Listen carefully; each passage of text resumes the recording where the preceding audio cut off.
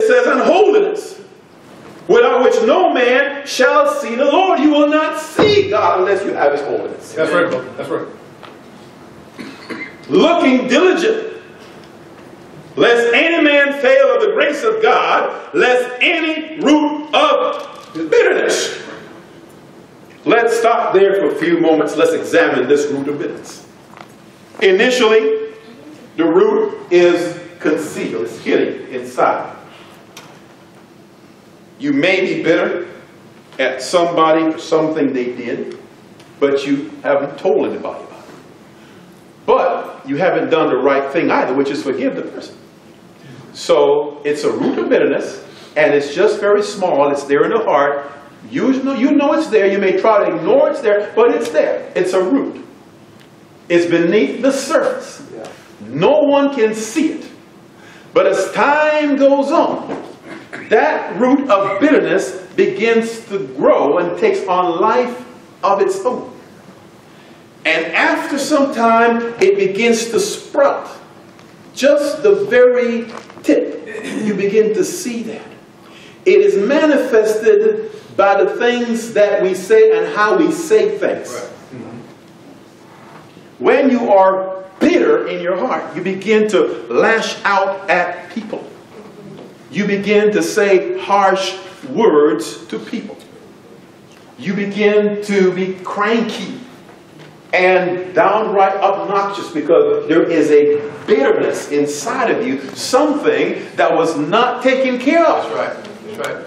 It was not properly dealt with. You didn't forgive somebody. All right, so now after several years, that root of bitterness is now sprung up.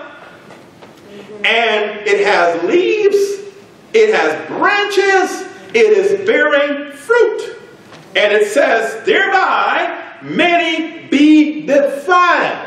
So the people that live around this bitter person. That's right, brother. God help a man that has a bitter wife. Or a wife that has a bitter husband. Yeah. Or children that have bitter parents. God help those relationships because that bitterness begins to manifest itself in words and in deeds. And you start to see the fruit of it by hostility, by wrong priorities, and by unforgiveness. And so everybody around this bitter person is now defiled. They're defiled because that bitter person caused the bitterness to leak out on them. So they get upset because so-and-so is upset, and then that person carries the upsetting way. You know, you have a woman who was raised in a home where she was abused by somebody. She goes out into the world. Every man she sees, she remembers that man that abused her. She's in a bad relationship with a guy. The boyfriend or the husband abused her. From that point, every man she sees has 2 strikes against him already because of what that first man in her life did. Right. That's right. That's right. You said, what should she have done? Well, first of all, she needs to get out of the relationship. That's right. It was abusive. And then, once she is cut off from the relationship, forgive him. That's right. That's right. That's right. Forgive him. Don't carry that bitterness into your next relationship. Yeah. Because it will not do you any good. I'm trying to help you today. That's right. Yeah, it's good. I'm trying to help you understand. The reason why there's so much hostility in the world today is because people have allowed bitter roots to spring up in them. Right. Amen. And there are people out there that are stirring up these bitter roots. The devil knows that if you have a bitter root, you can do some really harsh things. You can use to do violence, harm people, and say things to hurt people, and create more bitterness in the world. And so your duty, my duty, is this. Recognize that root of bitterness is springing up. Recognize it's there. Don't pretend it's not there. You have got to admit that thing is there. I am bitter, I am mad, and you tell God why you're bitter, why you're mad, and against whom you are bitter and mad. Sometimes, maybe against yourself, which is pretty bad. Some people are mad at themselves. Sometimes you're mad at your parents. You're mad at your wife, you're mad at your husband, you're mad at your children, mad at your cousin, mad at your aunt that lives over there in Western California, you're mad at your uncle up there in New York, you're mad at somebody.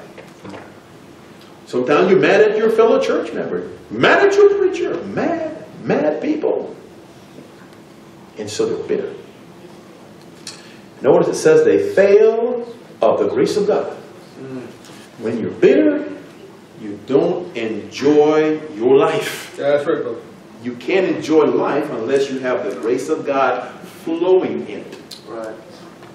So this bitter person fails of the grace of God and no longer is able to obey God because they are bitter, That's right. upset.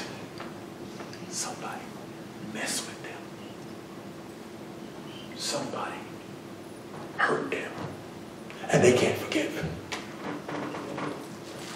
And God says, remember that sin debt that you owed? That I paid That's right. in full, forgave you? Remember that? How much debt does that person that offended you owe you? What's the debt? It's not even close.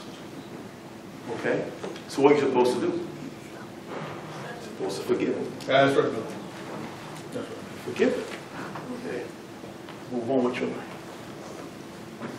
And be tender. The Bible says, be kind one to another. Tender-hearted.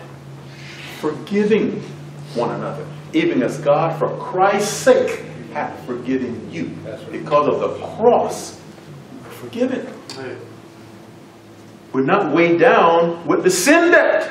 It's not crushing us. God says, I forgive it.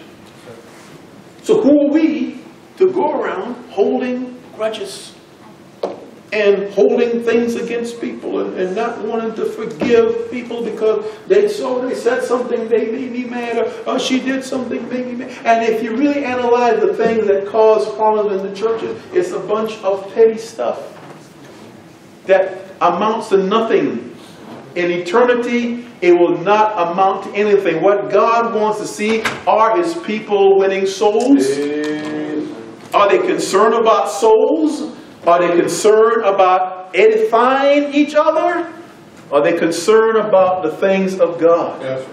That's what God wants to see from His church, from this church. So the only remedy that I know of, the Bible says, for being hurt, for being mistreated, for being abused, somebody talking bad to you, somebody lying about you, somebody doing something that they should have done that caused you pain. Only remedy is to forgive. Amen. That's right, brother. That's it. Is to forgive. Amen. Once they say, I'm sorry, let go and move on. That's right. Because that way God's grace continues to flow in your life. You can't afford to have bitterness destroy the grace of God. Yeah, that's right, brother. That's right. That's right. It's just not right. The Lord gave His all and He was offended.